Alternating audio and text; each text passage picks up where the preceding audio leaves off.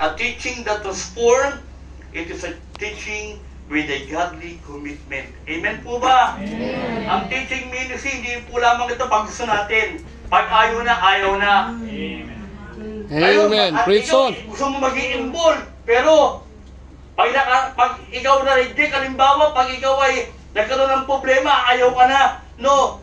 Teaching ministry is not only a ministry, it is a commitment. Yeah. Sabi ng Panginoon, Psalms 7 verse 5, commit thy way unto the Lord. When you speak of our way, speak of our whole life. Speak of every aspect of our life. Sabi ng Proverbs 16 verse number 3, commit thy works unto the Lord. Maraming mga kabataan ngayon, they wanted to stay in their comfort zone than to respond to the calling of Yeah. God. Correct. Why? Because there is no commitment. Tama Ngayon po. Para ng buffet.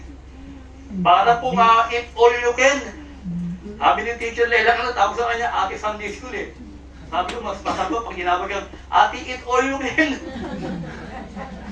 Ate, eat all you can eh. Parang eat all you can po ngayon eh. Maraming option. Pipili ka ng kung anong gusto mo.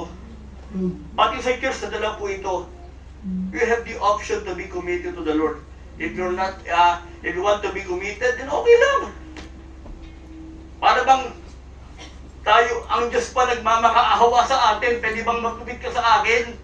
Hindi po ba, kapag naunawaan natin na tayo ay unworthy, amen? Tayo ay undeserving, na ang lakas natin hindi sa atin nanggagaling, na ang galing natin hindi sa atin nanggagaling, na yung ating pong hininga, kahit hininga, hindi sa atin nanggagaling.